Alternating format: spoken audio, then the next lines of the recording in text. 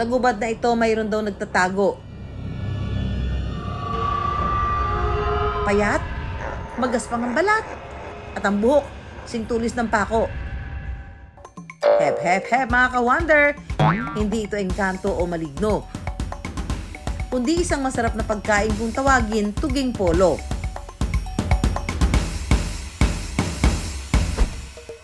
Pero hindi mo raw ito basta-basta mapipitas, ha? Kailangan mo raw kasi itong halukayin para magpakita. Ang tugi o kilala rin bilang Dioscorea esculenta ay isang uri ng root crop na kabilang sa pamilya ng yam.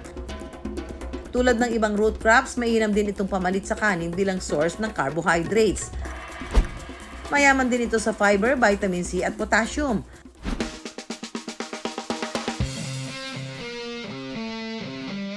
Ang ka-wonder natin si Anthony na isang magsasaka, sarap na sarap daw sa tuging polo. Kaya handa siyang makipagsapalan sa gubat para sugpuin, hukayin ang tuging polo. Hello po mga ka-wonder, tayo po ay kukuha ng tuging pulo. Tara! Halukay challenge, yakang yaka. Ang tuging polo kasi, paborito raw talaga nilang merienda.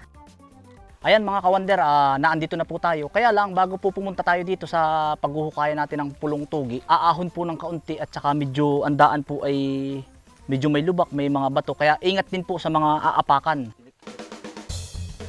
Pahirapan man ang pagpunta sa gubat, sige lang sila Anthony sa ngalan ng tuging polo. Bago po ito hukayin, kailangan po ang pulong tugi ay wala ng dahon. Yung po bang nalalanta na, nakagaya po nito, ay pwede na pong harbisin. Huhukayin na po natin. Ito po yung mismo yung tuging pulo dahil po na ito yung mga katawan niya. Bago po ito makuha, mga 2 dangkal lang po, hindi po siya ganong kalalim.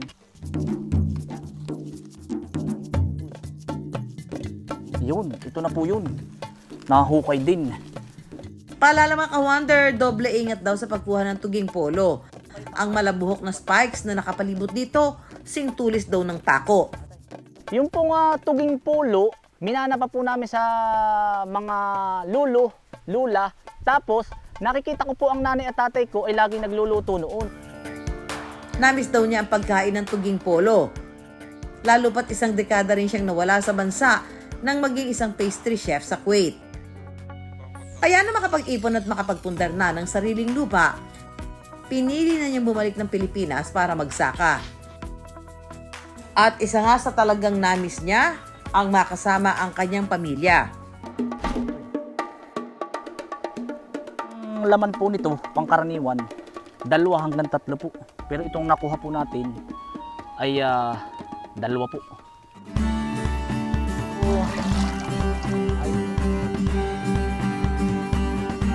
Mga ka-wonder, naghanda si Anthony ng tuging polo recipe with a twist.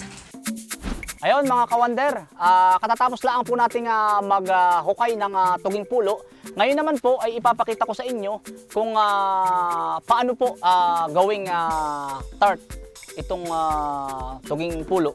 Unang gagawin po natin ay babaakin po at atin pong yayadyarin o kakayurin. Sa paggawa ng crust, kailangan paghalu-haluin ng butter, egg yolk, asukal, all-purpose flour, asin at gatas hanggang sa maging dough.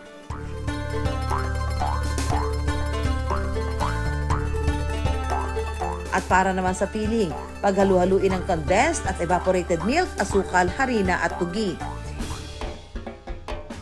Isa lang sa kalan at hintayin hanggang sa maging malagkit na ang texture nito. Ilagay na ang filling sa crust at isalang sa oven sa loob ng 10 minuto.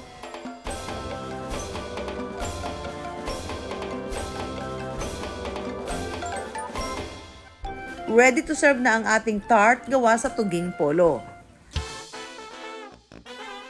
Masarap siya, tapos katamtaman yung tamis. Parang buko pie siya, masarap siya. Chewable siya.